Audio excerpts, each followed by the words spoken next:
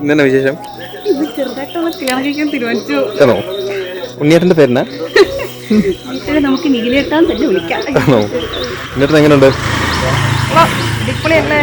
ആണോ?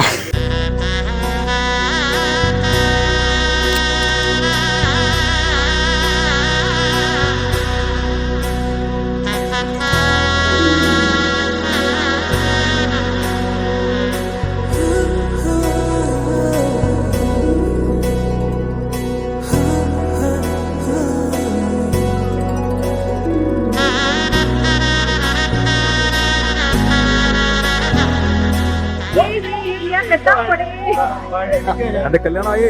അതെ അതെ അതെ അതെ.